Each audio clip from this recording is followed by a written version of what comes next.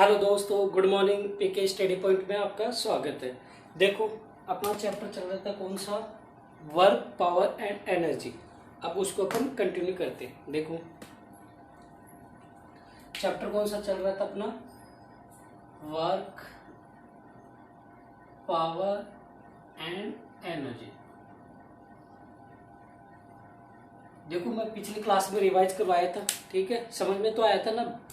देखो, आराम से करवाऊंगा, धीरे धीरे अच्छे से समझते हुए, ताकि आपको दोबारा पढ़ने की जरूरत ना पड़े। ठीक है, तो आपका काम यही है, जैसे ही मैं पढ़ाऊँ आप नोट्स बनाओ, और नोट्स बनाने के साथ साथ टाइम टू टाइम रिवाइज करो। आपके पूरा कवर हो जाएगा, एक भी चीज़ नहीं रहेगी। बस पहले थ्योरी पढ़ेंगे अच्छे से, फिर उनको टाइम टू टाइम रिवाइज यहाँ पे भी करवा रहा हूँ और आप भी करते रहो। फिर उसके बाद में अपन न्यूमेरिकल करेंगे। ठीक है, तो अपना चैप्टर क्या था, कार्य, शक्ति और ऊर्जा। ठीक है, समझ में तो आया था ना कल वाला। अब देखो, ये अपन ने रिवाइज कर लिया, दो बार अच्छे से पढ़ लिया। फिर क्या चल रहा था अपना, ऊर्जा। ऊर्जा के रिलेटेड मैंने कुछ करवाया था रिवाइज में। यांत्रिक ऊर्जा क्या होती है, गतिज ऊर्जा क्या होती है, ये अपना कंप्लीट हो गया। ठीक है, अच्छे से समझो, सारा कवर हो जाएगा धीरे धीरे, है ना। ज्यादा लोड मत दो दिमाग पे। देखो, इजी पढ़ो, आराम से पढ़ो और स्मार्ट स्टडी करते जाओ साथ के साथ। अब देखो, अब आगे अपना पढ़ना था कौन सा, स्थितिज ऊर्जा। इंग्लिश में बोले तो पोटेंशियल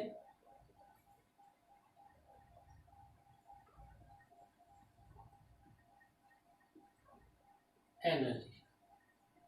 ठीक है, पोटेंशियल एनर्जी पहले तो समझो, एग्जांपल से समझाऊंगा, अच्छे से समझो। स्थितिज ऊर्जा होती क्या है, देखो यहीं से पता चल रहा है। देखो, एक स्थिति मतलब कुछ कंडीशन में हो, वो कोई शर्त के अनुसार कुछ भी स्थिति हो उसकी, पोस्टेट के रिलेटेड, मतलब कोई वस्तु है और उसकी अपन स्थिति में कोई भी परिवर्तन ला दे या उसके आकार में परिवर्तन ला दे, तो उस परिवर्तन के कारण जो ऊर्जा उत्पन्न हो वही क्या कहलाएगी, अपनी स्थितिज ऊर्जा। समझ रहे हो, मतलब कोई वस्तु है जिसकी स्थिति और आकार है, उसमें अपन क्या कर दे, परिवर्तन, तो वो क्या कहलाएगा, अपना स्थितिज ऊर्जा। ठीक है, ये मैं रिवाइज करवा रहा हूँ, ये एक टॉपिक रह गया था, समझ में आया क्या, दोबारा समझो। मान लो कोई वस्तु है, यदि अपन उसके आकार में परिवर्तन कर दे, तो उस परिवर्तन के कारण जो उत्पन्न होती है ऊर्जा, वही क्या कहलाती है, अपनी स्थितिज ऊर्जा। ठीक है, लिखवाने की जरूरत है नहीं, पहले लिखवा दिया ये। अब इसके एग्जाम्पल समझो, जो बहुत इंपॉर्टेंट पूछता है एग्जाम में। जैसे पहला लिखूं, स्प्रिंग। अच्छे से समझना ना, देखो पूरा अच्छे से पूरा वीडियो देखा करो, तभी आपको समझ में आएगा। ऐसे नहीं कि आप 4-5 मिनट का वीडियो देख लिया, पूरा देखो, एक बार टीचर का नॉलेज तो देखो कि कैसा है, और कंटेंट वगैरह देखा करो। ऐसे तो है नहीं कि मैं बिल्कुल अलग पढ़ा रहा हूँ, देखो एकदम अच्छे से। अलग का मतलब ये है, अलग तो पढ़ा रहा हूँ, ये बात नहीं है, लेकिन देखो कंटेंट देखा करो। मैं एकदम शॉर्ट्स लिखवा रहा हूँ, ज़्यादा लेंथी थ्योरी आपको लिखवा नहीं रहा, क्योंकि पूछता भी नहीं है। शॉर्ट्स अच्छे से पूछता है, बीच में जो भी मेन चीज़ है वही मैं बता रहा हूँ। ठीक है, जो बहुत ज़्यादा इंपॉर्टेंट है वो। और ऐसे नहीं कि इसके अलावा और भी कुछ रह गया, सारा आ गया। जैसे वर्क, पावर, एनर्जी में आपको कहीं से भी कुछ भी पढ़ने की जरूरत नहीं है, बस ये पढ़ लेना, है ना। देखो, स्प्रिंग, देखो स्प्रिंग क्या होती है, एक पहले तो अपनी एक स्थिति होती है उसकी फिक्स, लेकिन अपन क्या करते हैं, जैसे उसको खींचते हैं तो उसके क्या आकार में परिवर्तन हो जाता है, तो वही क्या कहलाता है, अपना स्थितिज ऊर्जा। मतलब उसकी स्थिति पहले कुछ और थी, फिर अचानक चेंज कर दी, तो वही क्या कहलाएगी, स्थितिज ऊर्जा। ऐसे ही देखो, तना हुआ धनुष,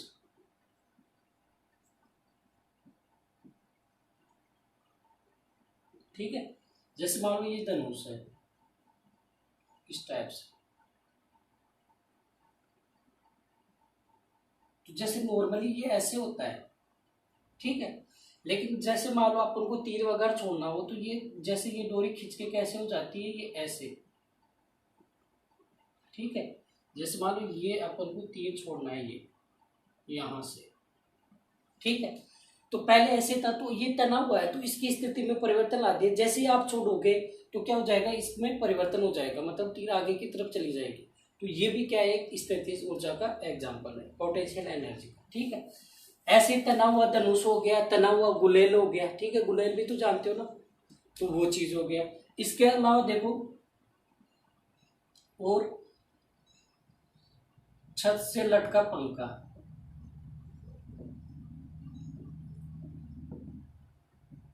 ठीक है, पंखा है, छत से लटका हुआ ये पंखा है। तो जैसे आप स्विच ऑन करोगे, पहले एक अलग कंडीशन में होता है, ठीक है, मतलब उसकी स्थिति आकार साइज वो अलग होती है, लेकिन जैसे ओपन करोगे वो चलना स्टार्ट कर देता है, अचानक से परिवर्तन हो गया उसमें। तो वो क्या हो गया, अपना स्थितिज ऊर्जा हो गया। इसके अलावा आप गद्दे के रिलेटेड देख लो, जो गद्दा वगैरह होता है, मोटा गद्दा, उस पर आप अचानक से कूदोगे तो उसकी स्थिति में परिवर्तन हो जाएगा, मतलब वो दब जाएगा, और जिसपे धूल मिट्टी वगैरह कणे होते हैं वो उछलने लग जाएंगे। लेकिन जो धूल मिट्टी के कण थे वो पहले तो एक स्थिति में थे, लेकिन आपने जैसे ही गद्दे पे जंप मारा तो वो क्या होंगे, उछलेंगे, तो उनमें परिवर्तन हुआ, तो वो भी क्या है, अपना स्थितिज ऊर्जा का ही उदाहरण है। तो समझ में आ गया होगा क्या होता है स्थितिज ऊर्जा, ठीक है। अब देखो आगे बढ़ते हैं अपन, अब टॉपिक स्टार्ट करते हैं। ये तो अपना रिवाइज किया है। अब दोस्तों एक चीज बोलना चाहूंगा मैं आपको, देखो एक चीज हमेशा ध्यान रखो कि अपना जो नॉलेज होता है ना, नॉलेज, देखो स्पेलिंग वगैरह गलत हो सकती है, मतलब ज्ञान, जो अपना ज्ञान होता है, नॉलेज, वो हमेशा ध्यान रखना सबसे खतरनाक होता है, ठीक है। तो इस ज्ञान का सबसे ज्यादा खतरनाक होता है कि अपना नॉलेज, ज्ञान। तो इसको हमेशा क्या करो, अपने दिमाग में फुल लोडेड करके रखा करो। क्या करके रखा करो, फुल लोड, मतलब हर टाइम अपने अंदर क्या होना चाहिए, ज्ञान, ठीक है। तभी आप एग्जाम हो या फ्यूचर में कुछ भी बिजनेस वगैरह कुछ भी करो, ज्ञान नॉलेज है तो आप क्या कर सकते हो, हर जो चीज हासिल कर सकते हो। तो हमेशा ध्यान रखो, जितना नॉलेज लोगे उतना ही क्या मिलेगा आपको, अपने सफलता मिलेगी, ठीक है। तो नॉलेज का क्या करो, फुल लोडेड रखा करो हर टाइम, ठीक है। अब देखो आगे, अब स्थितिज ऊर्जा के रिलेटेड दो चीजें और होती है, ठीक है। स्थितिज ऊर्जा दो चीजों का और पूछता है, कौन कौन सा, एक तो आपको पूछ लेता है गुरुत्वीय स्थितिज ऊर्जा, ठीक है। ये गलत लिख दिया था, चलता है इतना तो,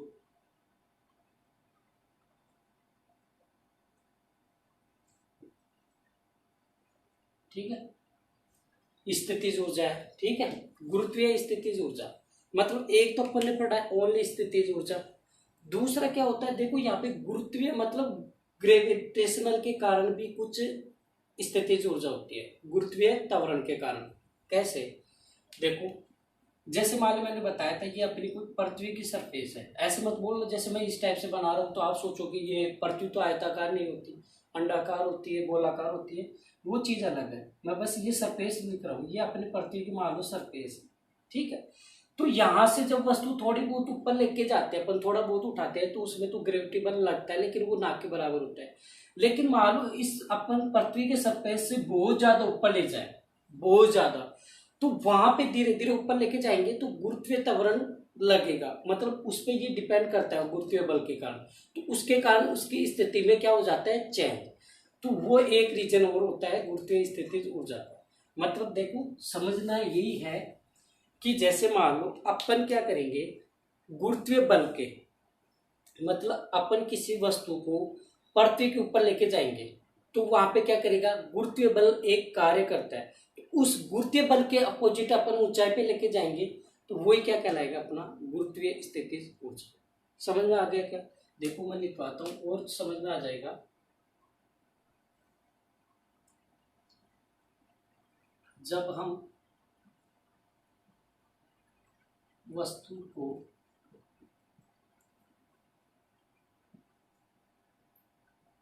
गुरुत्वीय बल,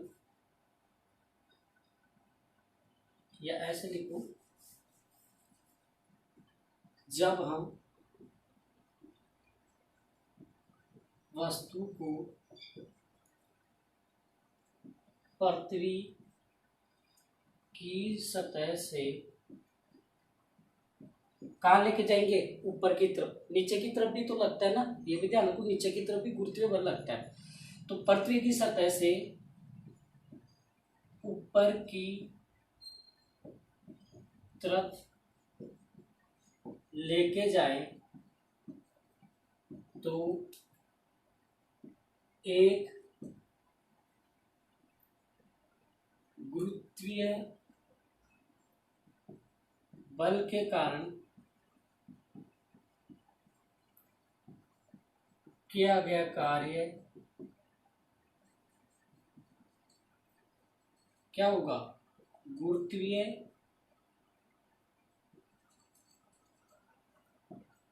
स्थितिज ऊर्जा।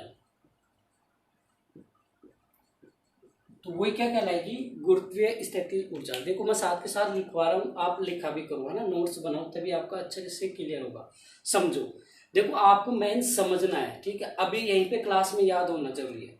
क्या होता है गुरुत्वीय स्थितिज ऊर्जा, आपको पूछ ले तो क्या बताना है कि जैसे मान लो अपन पृथ्वी की सतह से कुछ भी वस्तु ऊपर की तरफ लेके जाएंगे तो वहां पे एक क्या करेगा, गुरुत्वीय बल कार्य करता है। कौन सा करता है, गुरुत्वीय बल। तो उस गुरुत्वीय बल के कारण कार्य क्या कराएगा, अपना गुरुत्वीय स्थितिज ऊर्जा। समझ गए। तो देखो इसको अपन लिखते हैं, गुरुत्वीय स्थितिज ऊर्जा को किससे लिखते हैं अपन, यू से, ठीक है। इसको रब करके फिर लिखता हूँ दोबारा से, है ना, ये समझ में आ गया क्या, दोबारा समझो क्या होता है गुरुत्वीय स्थितिज ऊर्जा। आपको पूछे, देखो मेरी क्लास में आपको 100% यहीं पे याद करना है, भले से थोड़ा टाइम लग जाए, जितना पढ़े वो अच्छे से पढ़ना है, ठीक है। मेरा ये मानना है कि अपन कम पढ़े लेकिन जो भी पढ़े वो एकदम अच्छे से पढ़ना है ना। देखो जब अब कोई भी वस्तु है, जैसे मान लो ये पृथ्वी की सरफेस है, ये सरफेस है, ये मार्कर है, तो देखो थोड़ा बहुत ऊपर लेके जाऊंगा तो उसमें तो इतना गुरुत्वीय बल नहीं लगेगा, लेकिन ज्यादा ही ऊपर लेके चला जाता हूँ तब एक गुरुत्वीय बल का बहुत ज्यादा डिपेंड हो जाता है। तो उस गुरुत्वीय बल के कारण जो क्या लगेगा, जो कार्य लगता है वही क्या कहलाता है, गुरुत्वीय स्थितिज ऊर्जा कहलाती है, ठीक है। अब इसका फॉर्मूला देखो, उसके रिलेटेड न्यूमेरिकल आते हैं, इसलिए फॉर्मूला याद होना जरूरी है। तो देखो गुरुत्वीय स्थितिज ऊर्जा को अपन लिखते हैं यू से, तो यू इक्वल टू फॉर्मूला क्या हो जाएगा, कैपिटल यू लिख लेते हैं। यू इक्वल टू क्या हो जाता है अपना mgh। ये फॉर्मूला इंपॉर्टेंट है, इसके रिलेटेड अपन न्यूमेरिकल करेंगे। देखो अपन आज कंप्लीट करने की कोशिश करेंगे चैप्टर, ठीक है। नहीं होता तो थोड़ा बहुत बचेगा, तो कल से अपना जो बचा हुआ वो और न्यूमेरिकल स्टार्ट हो जाएंगे। मैं फिर बार बार बोल रहा हूँ, वर्क, पावर एंड एनर्जी बहुत मोस्ट इंपॉर्टेंट चैप्टर है रेलवे की हर एग्जाम के लिए, ठीक है। आप भले से DFCCIL का पेपर दो, रेलवे ग्रुप डी का दो, NTPC का दो, आपके लिए बहुत ज्यादा इंपॉर्टेंट है। और भी एग्जाम के लिए जैसे SSC और अदर्स एग्जाम के लिए भी है, लेकिन उसके लिए न्यूमेरिकल इंपॉर्टेंट नहीं है, थ्योरी इंपॉर्टेंट, ठीक है। लेकिन न्यूमेरिकल की प्रैक्टिस ज्यादा करना किसके लिए, यदि आप स्पेशल ग्रुप डी की तैयारी कर रहे हो तो, ठीक है। फॉर्मूला क्या होगा, mgh, किसका, गुरुत्वीय स्थितिज ऊर्जा। मैं देखो बार बार जब भी लिखवाता हूँ कि ये फॉर्मूला याद करना है तो करना ही है, क्योंकि देखो न्यूमेरिकल आता है सिर्फ 10 सेकंड का, आपको सिर्फ फॉर्मूला और यूनिट याद होने चाहिए, सिर्फ 10 सेकंड के अंदर आपका सोल्व हो जाता है। ये कोई मैथ के वो प्रॉब्लम नहीं होती, मैथ के क्वेश्चन की तरह नहीं आता। मैथ में तो क्या होता है कि कईयों में जैसे फॉर्मूले लगते हैं, ठीक है, लेकिन इसमें तो सिर्फ फॉर्मूले वैसे ही न्यूमेरिकल है। समझ में आ रहा है। तो देखो तो एम क्या होता है, यहाँ पे आपको पूछिए एम क्या होता है, तो वस्तु का द्रव्यमान, वस्तु का द्रव्यमान क्या होता है, एम बराबर, इंग्लिश में, इंग्लिश वाले भी हैं बच्चे पढ़ने वाले, ज्यादातर तो हिंदी मीडियम वाले होंगे, है ना। देखो मास, एम मतलब मास, वस्तु का द्रव्यमान। जी क्या होता है यहाँ पे, गुरुत्वीय त्वरण, वस्तु का गुरुत्वीय त्वरण, ठीक है। और एच क्या होती है, पृथ्वी की सतह से ऊंचाई,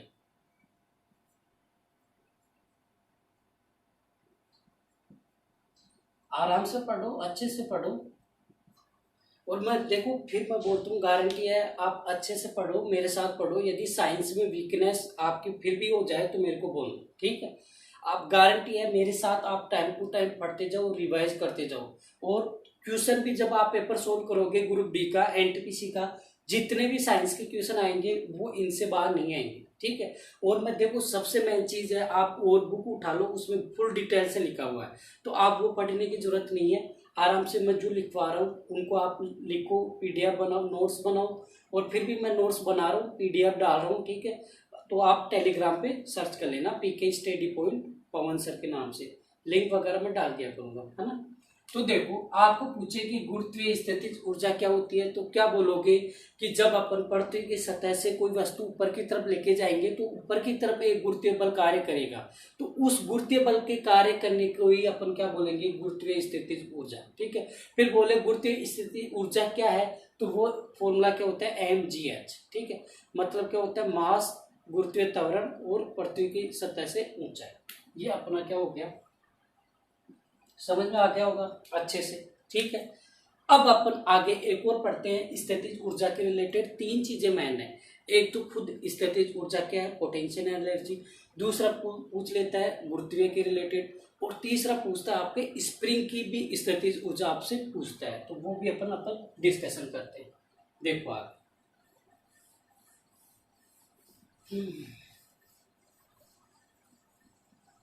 चलो बीच में एक मोटिवेशन कुछ बोल देता हूँ मैं। देखो एक तो मैंने बताया था कि अपने को हर एग्जाम में सक्सेस होना है तो ज्ञान नॉलेज का बहुत ज़्यादा होना जरूरी है। दूसरी चीज, मान लो आप बहुत ज़्यादा मेहनत करें, देखो मैं बीच क्लास में कुछ बोल रहा हूँ, एक दो पॉइंट बोल देता हूँ, तो आप उस पर ज़्यादा वो मत करना कि बीच बीच में क्या हो रहा है, ठीक है। देखो अपन क्या करते हैं, बहुत ज़्यादा मेहनत करते हैं, मेहनत कैसे लिखते हैं, सही लिख रहा हूँ, ठीक है। मेहनत करते हैं अपन बहुत ज़्यादा, तो देखो मेहनत करने के बाद में भी अपन को क्या होता है, सफलता नहीं मिलती। तो हमेशा याद रखना कि अपन मेहनत करते हैं फिर भी आपको सफलता नहीं मिल रही है, तो आपको क्या करना है, कुछ नया तरीका ढूंढना है, समझ रहे हो। क्योंकि देखो अपन ज़्यादातर क्या होता है, यदि अपन एग्जाम में रह जाते हैं फिर उन्हीं चीज़ों को अपन वापस से पढ़ते हैं, ठीक है, तो वो उससे फिर आप रहने के चांस होंगे। तो ध्यान रखना, यदि आप बार बार मेहनत कर रहे हो, सफलता नहीं मिल रही है, तो आपको अपना तरीका चेंज करना चाहिए। क्यों करना चाहिए, क्योंकि आपने सुना होगा कि यदि अपन गलत औजार कर यूज करें तो अपन एक स्क्रू को खोल नहीं सकते, तो वही रीजन है। तो अपन कामयाबी भी इसलिए नहीं ले सकते क्योंकि अपन को टाइम टू टाइम अपना तरीका चेंज करना चाहिए, समझ गए। तो मेहनत करो, तरीका बदलो बार बार, यदि आपको सफलता नहीं मिलती, ध्यान रखना इस चीज का। अब देखो आगे अपन को पढ़ना है स्प्रिंग की स्थितिज ऊर्जा।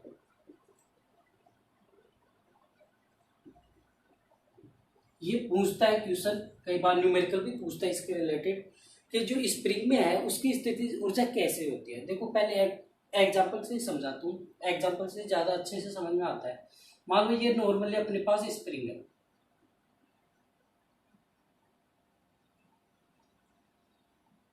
ठीक है, ये कोई अपनी क्या है, स्प्रिंग है, ठीक है। ये पहले एक स्प्रिंग थी, अपनी एक स्थिति में थी, ठीक है। लेकिन जब मैं इसको बल लगा के खींचूंगा तो ये क्या होगा, ये इसकी स्थिति में चेंज हो जाएगा, क्या हो जाएगा, इसकी स्थिति में चेंज हो जाएगा। देखो ये ऐसे हो जाएगी, लंबाई बढ़ गई, ठीक है। पहले ऐसी थी, मैंने इस पर बल डाला, ठीक है, फोर्स लगाया तो ये खिंच के ऐसे हो गई। तो देखो इसकी लंबाई में परिवर्तन हुआ क्या, यहाँ से लेके यहाँ तक लंबाई में परिवर्तन हो गया, जिसको मैं मान लिया एक्स, ठीक है। मतलब पहले स्प्रिंग की लंबाई ये थी, मैंने इस पे बल लगा दिया, खींच दिया तो ये इतना हो गया। तो देखो पहले इतनी थी, तो यहाँ से लेके यहाँ तक इसकी लंबाई में परिवर्तन हो गया, क्या, ये एक्स क्या है, लंबाई में परिवर्तन, लंबाई में परिवर्तन, ठीक है।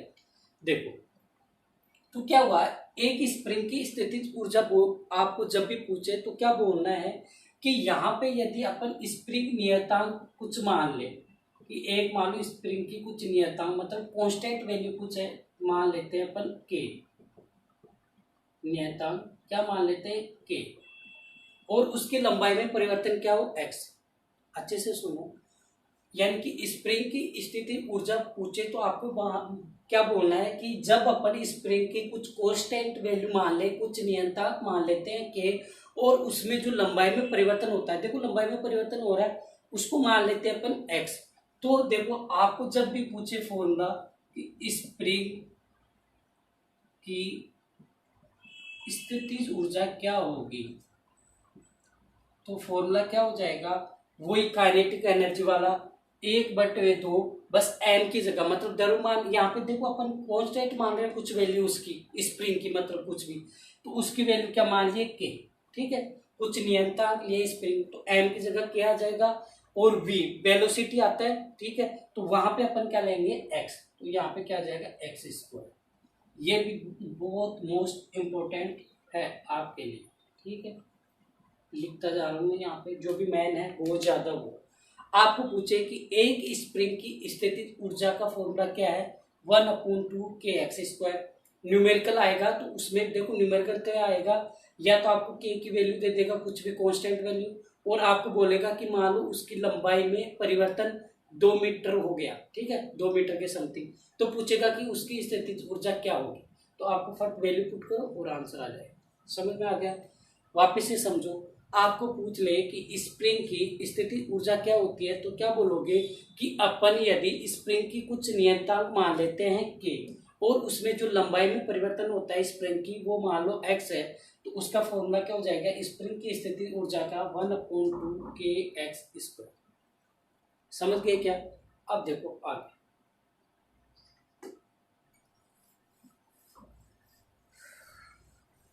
अब मान लो देखो अपना क्या हो गया, काइनेटिक एनर्जी और पोटेंशियल एनर्जी, ये तो कंप्लीट हुआ है अभी, ठीक है। अपन ने क्या पढ़ा, यांत्रिक मैकेनिकल एनर्जी, उसके दो पार्ट थे, गतिज ऊर्जा और स्थितिज ऊर्जा। यहाँ पे गतिज और स्थितिज दोनों कंप्लीट हो गए, ठीक है, दोनों को मैंने एग्जांपल भी बताया आपको। अब मान लो आपको पूछ लेता है कि दो गतिज वो यांत्रिक ऊर्जा के एग्जाम्पल उदाहरण, मैकेनिकल एनर्जी के उदाहरण भी पूछ लेता है आपको कई बार।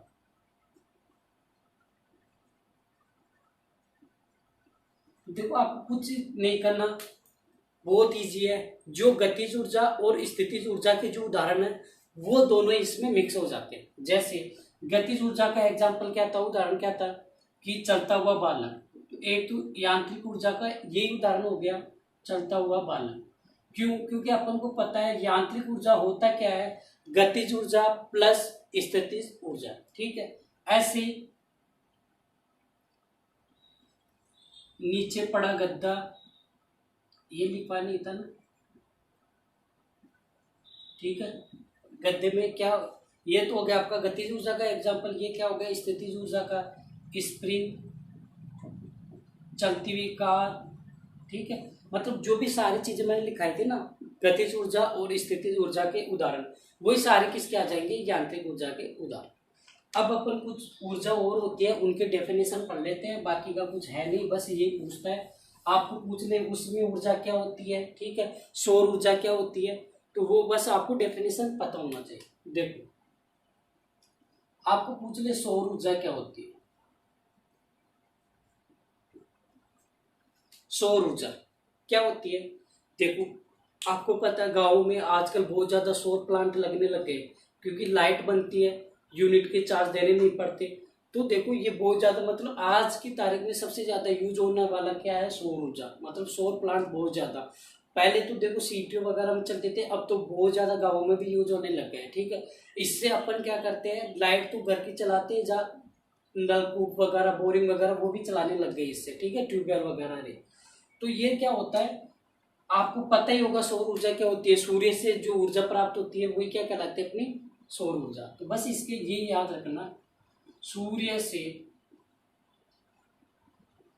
प्राप्त होने वाली ऊर्जा ही क्या कहलाती है, अपनी सौर ऊर्जा। समझ गए, सौर ऊर्जा क्या है, सूर्य से प्राप्त होने वाली ऊर्जा ही अपनी क्या कहलाती है, सौर ऊर्जा। एग्जाम्पल आपको पता ही है, गाँव में कहीं पे भी घूमने चले जाओ, वहाँ पे क्या था, पावर प्लांट लगे हुए होते हैं सौर ऊर्जा के लिए, ठीक है। तो ये क्या होता है, सूर्य से आती है रोशनी वगैरह, ठीक है, प्रकाश आता है सूर्य का, तो उसी से वो चार्ज हो जाते हैं और उससे अपन क्या करते हैं, बिजली उत्पन्न करते हैं, ठीक है। तो ये सौर ऊर्जा होती है।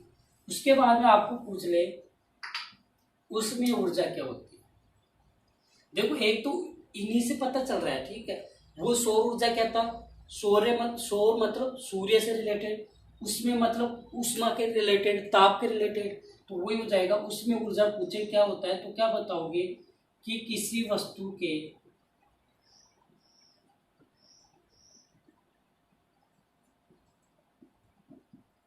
ताप से मिलने वाली ऊर्जा क्या कहलाती है? आपकी ऊष्मीय ऊर्जा। देखो मैं आपको बोल के बता भी रहा हूँ, लिखवा भी रहा हूँ, साथ के साथ देखो आपको वैसे पीडीएफ वगैरह मिल जाएगी, लेकिन फिर भी आप क्लास में पढ़ रहे हो, साथ के साथ नोट्स बना रहे हो तो और भी अच्छा है, क्योंकि ज़्यादा याद होगा। तो देखो उसमें ऊर्जा क्या होता है, मतलब किसी भी वस्तु से यदि अपन हीट वगैरह दे, जैसे आपको पता है क्या, जैसे हीटर वगैरह होता है, उसमें क्या होता है, उसमें ऊर्जा ही तो होती है। वैसे देखो बिजली भी आती है उसमें, विद्युत ऊर्जा भी है उसमें, वो बात अलग है, लेकिन अपन को हीट तो मिल रही है ना, ताप तो मिल रहा है ना, वही ऊर्जा क्या कहलाती है? उसमें ऊर्जा। मतलब अपने को क्या मिले? हीट, उष्मा मिले, वही क्या कहलाती है? उसमें ऊर्जा। ठीक है, देखो आगे छोटी छोटी डेफिनेशन है, इतना पूछता नहीं है, फिर भी देखो कई बार सीधा आपको पूछ लेता व्हाट इज, इंग्लिश में क्यों बोल रहा हूँ, इतनी इंग्लिश में नहीं आती मेरे को। आपको पूछ ले उसमें ऊर्जा क्या है, तो मान लो ऑप्शन में आ जाए कि सूर्य से प्राप्त होने वाली ऊर्जा, किसी वस्तु के ताप से मिलने वाली ऊर्जा, परमाणु के नाभिक के विखंडन या संलयन से मिलने वाली ऊर्जा, या विद्युत से मिलने वाली ऊर्जा। तो आपको क्या बताना है? ताप से मिलने वाली ऊर्जा। अब देखो आगे, फिर आपको पूछ ले प्रकाश से ऊर्जा क्या होती है।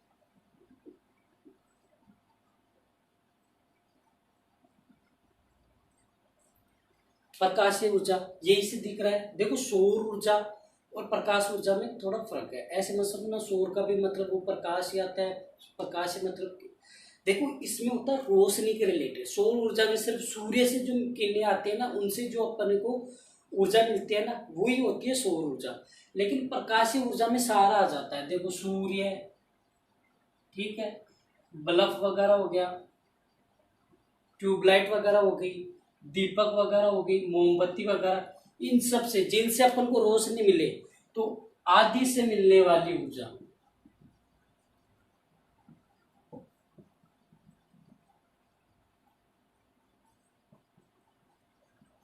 क्या कहलाएगी? अपनी प्रकाशीय ऊर्जा। समझ में आ गया क्या? मतलब सूर्य, बल्ब, दीपक, मोमबत्ती, बल्ब आ गया, और ट्यूबलाइट वगैरह हो गया, आग जलाते हैं उससे भी, तो वो सारी चीजें उनसे क्या मिलती है? अपन को प्रकाश, रोशनी मिलती है, तो वही क्या कहलाती है? अपनी प्रकाशीय ऊर्जा। समझ में आ गया क्या? देखो बहुत छोटी छोटी डेफिनेशन है, इनमें प्रॉब्लम आनी नहीं चाहिए आपको। ठीक है,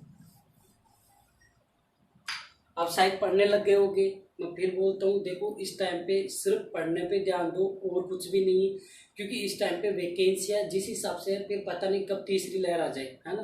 तो जितनी वैकेंसियाँ है उसमें सिलेक्शन लेने की सोचो, तभी आपका फायदा है। उसके बाद में आप जो भी रील्स वगैरह देखते हो, पबजी वगैरह खेलते हो, जो भी करते हो वो बाद में कर लेना, ड्यूटी पे चढ़ते हुए कर लेना, लेकिन मेन चीज़ है अभी आप सिलेक्शन लेना, सिर्फ एक ही चीज़ है ना। देखो आगे, अब देखो अपन ने क्या पढ़ लिया? सौर ऊर्जा पढ़ लिया, उष्मीय ऊर्जा, प्रकाशीय ऊर्जा, विद्युतीय ऊर्जा।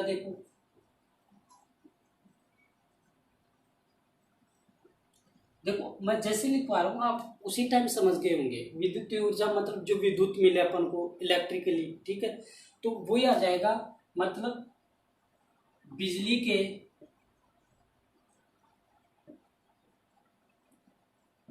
उपकरणों से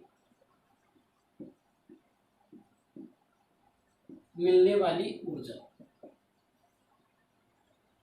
समझ गए ना? विद्युत, ठीक है, मतलब अपन को करंट वगैरह, विद्युत कैसे मिलता है?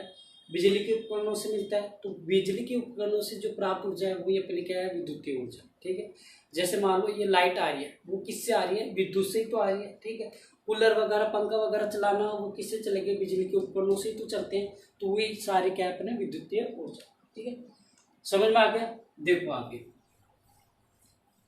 और कौन सा है? वो एक नाभिकीय ऊर्जा और कर लेते हैं, बस इतना ही है, ज़्यादा और कुछ नहीं है। नाभिकीय ऊर्जा, देखो नाभिकीय ऊर्जा क्या होती है? आपने सुना होगा, देखो परमाणु बम के रिलेटेड सुना होगा, जो उस टाइम पे मतलब अमेरिका ने गिरवाया था जापान उस पे। तो क्या होता है कि परमाणु के अंदर क्या होता है, दो चीजें होती है, परमाणु के नाभिकीय संलयन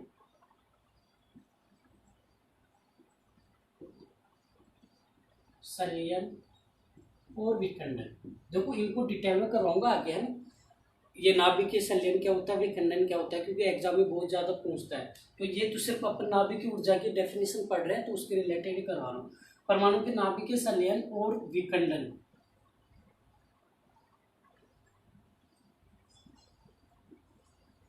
प्राप्त ऊर्जा क्या कहलाएगी, आपकी नाभिकीय ऊर्जा। ठीक है, देखो नाभिकीय ऊर्जा, देखो इनसे क्या बनता है, विखंडन और संलयन से क्या बनता है, हाइड्रोजन बम, परमाणु बम। ठीक है, ये सारे किससे बनते हैं, नाभिकीय ऊर्जा से। ठीक है, हाइड्रोजन बम वगैरह। तो परमाणु के नाभिकीय संलयन और विखंडन से जो ऊर्जा प्राप्त होगी वही क्या कहलाएगी, आपकी नाभिकीय ऊर्जा। किसको बोलते हैं, परमाणु के नाभिकीय संलयन और विखंडन से जो प्राप्त ऊर्जा है वही अपनी क्या कहलाती है, नाभिकीय ऊर्जा। समझ गए। वैसे भी इंटेलिजेंट तो आप लोग समझ रहे होंगे। देखो बहुत इजी पढ़ा रहा हूँ, बहुत धीरे धीरे पढ़ा रहा हूँ, और मैं बोलता हूँ बहुत धीरे धीरे, तो आपको और भी इजी समझ में आ रहा होगा। ठीक है, अब देखो एक तरह से अपने सारी ऊर्जा पढ़ ली, पूरा कार्य पढ़ लिया, पूरी ऊर्जा पढ़ ली। ठीक है, अब कोई भी डाउट नहीं होना चाहिए, कभी भी मैं आपको पूछ सकता हूँ। ठीक है, ये मत सोचना कि ऑनलाइन क्लास चल रही है तो नहीं पूछेंगे, मैं कभी भी पूछ सकता हूँ, आपको ईमानदारी से जवाब देना है।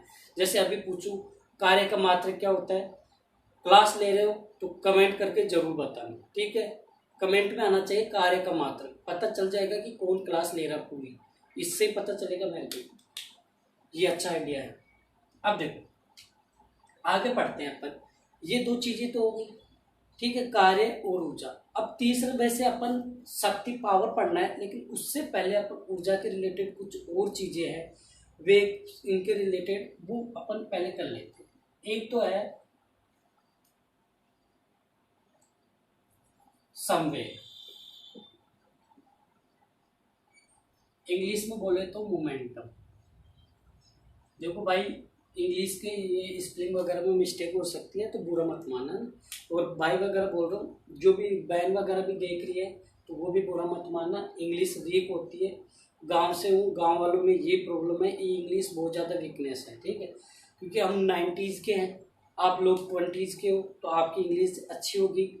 ये मत सोचना 90s के पहले के हैं। ठीक है, 90 के अंडर में आते हैं, 90 और 20 के बीच के, है ना। तो देखो संवेग क्या है, पहले तो ये पता होना चाहिए। और मैंने ये करवाया भी था अपनी फर्स्ट क्लास में, आपने नहीं लिया होगा मुझे पता है, इसलिए दोबारा बता रहा हूँ।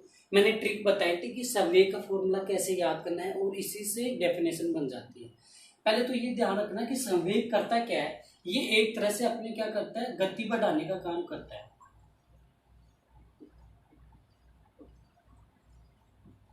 क्या करता है, गति बढ़ाने का कार्य करता है, ये है मेन काम इसका।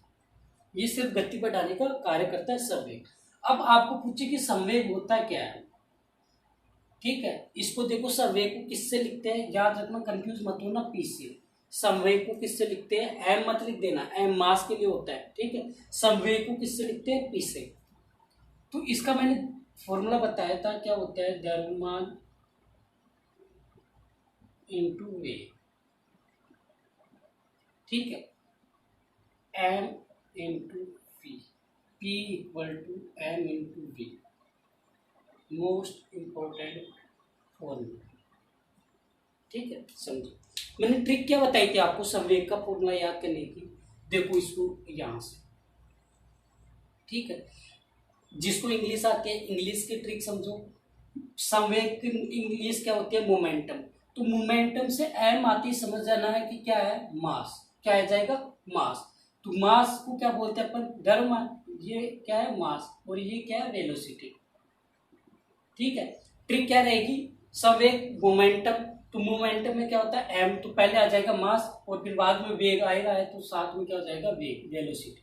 ठीक है, हिंदी मीडियम से हो तो मैंने ये बोला था कि संवेग में ये वैसे तो एन बोलते हैं अपन, एन। ठीक है, संवेग, लेकिन आप मैं का साउंड मानना है इसको। ठीक है, मैं, तो यहाँ से मैस से मतलब क्या होगा, मास, और साथ में क्या रहा, वेग, वेग और मास, वेग और मास मतलब वेग और द्रव्यमान। ठीक है, ये फॉर्मूला हो गया। अब देखो, अब इसमें और भी चीज मैंने पूरा करवाया था कि संवेग का क्या होती है, सदिश राशि। क्या होती है, सदिश राशि।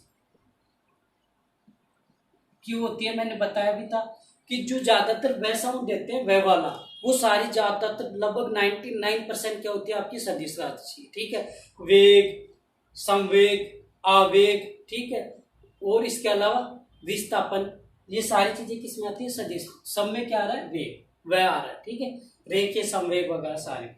और आपको पूछ लिया इसका मात्रक क्या होता है, यही से करवाना चाहिए था मुझे। ठीक है, क्योंकि आपको मात्रक बनाना आ गया होगा, वैसे फिर भी मैं बनाना सिखा देता हूँ एक बार। वो देखो द्रव्यमान का क्या होता है, ये बाद में लिखाता हूँ मैं, है ना। यहाँ पे देखो सब समझा रहा हूँ मात्रक कैसे बनाते हैं एक बार। वो देखो मास, द्रव्यमान का मात्रक क्या होता है, पहली क्लास में करवाया था किलोग्राम, तो क्या हो जाएगा, केजी। ठीक है,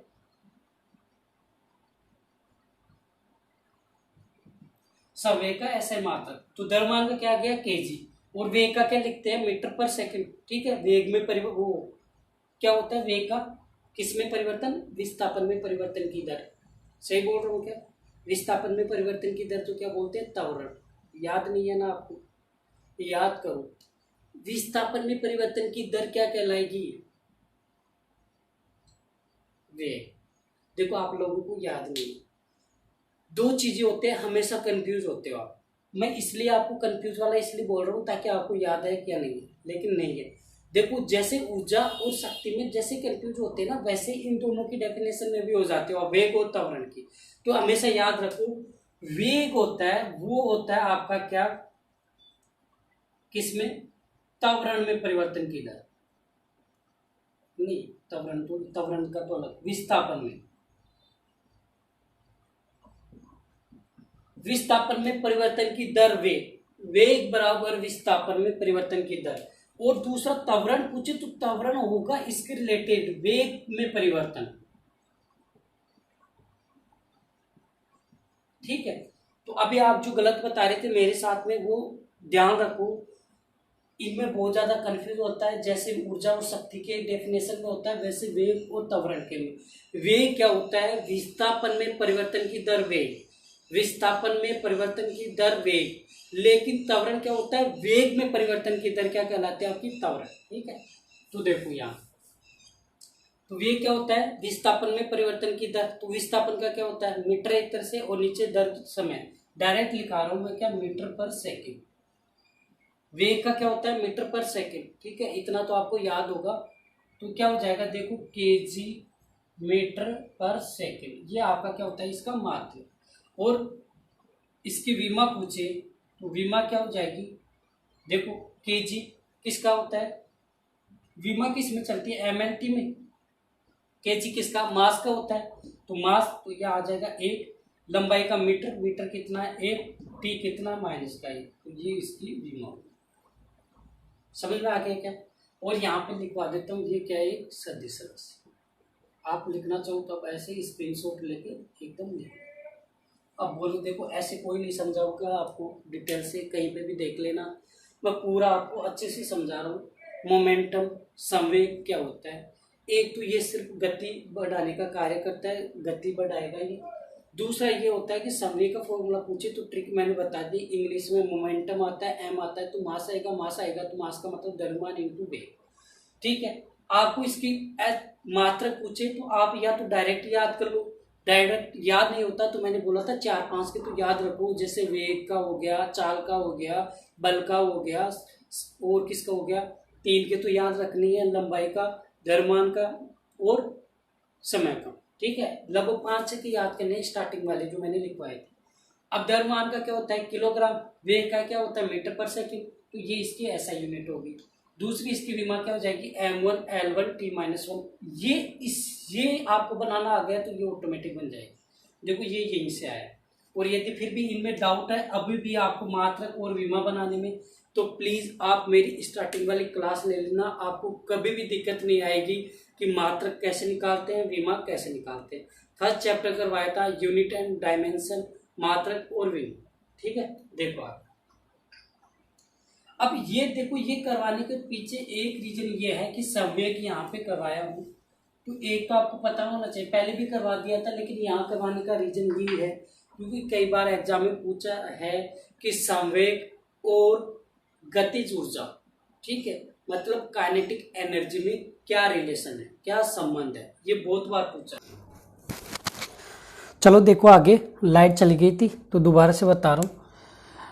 देखो अब जो मोस्ट इम्पोर्टेंट है वो ज़्यादातर पूछता है एग्जाम में, क्या, संवेग और गतिज ऊर्जा में संबंध।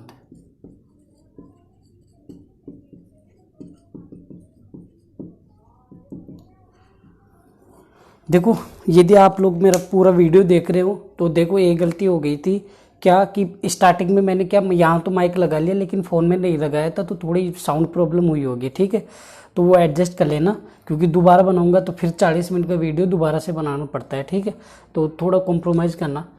तो देखो ये बहुत ज़्यादा पूछता है आपको एग्जाम में कि संवेग और गतिज ऊर्जा में क्या संबंध है। अब यहाँ पे मैं डायरेक्ट लिखवा सकता हूँ कि kinetic energy equal to P²/2m। ठीक है, डायरेक्ट रटना नहीं है, मैंने बोला था कि अपनी क्लास में रटन विद्या नहीं चलेगी, अपन को अच्छे से समझना है फिर आगे बढ़ना है।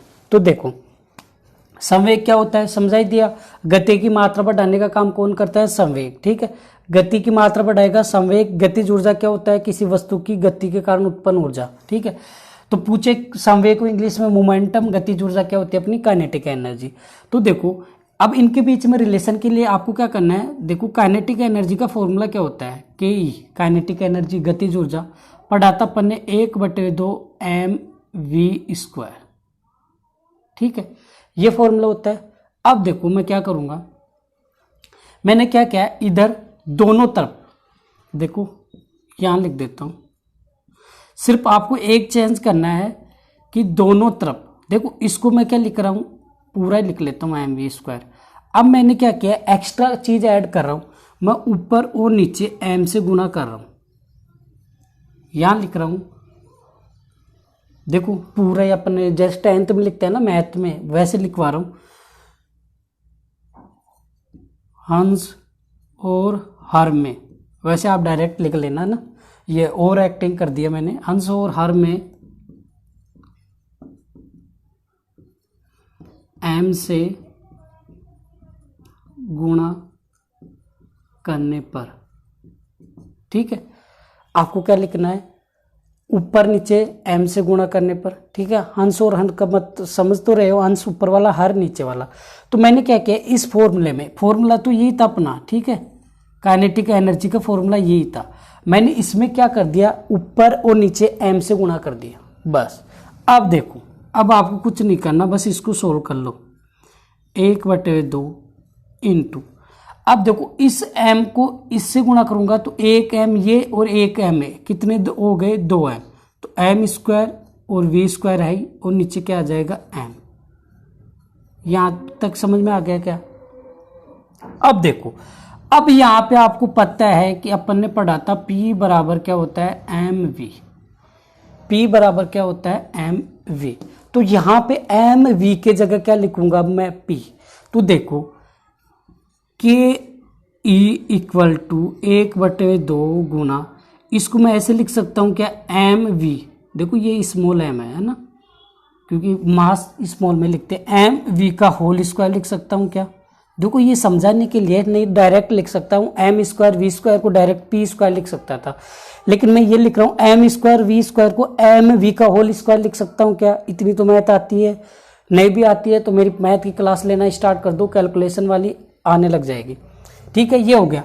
अब इसको आगे सोल्व करूंगा तो एक तरह से क्या हो गया 1/2, अब इसकी जगह क्या पुट कर रहा हूं मैं, mv की जगह क्या पुट कर रहा हूं p, तो क्या बन गया p²/m। तो अपना ये फॉर्मूला क्या बन गया, इधर लिख रहा हूं के ई इक्वल टू क्या बन गया p²/2m। ये है आपका क्या संवेग और गतिज ऊर्जा में संबंध।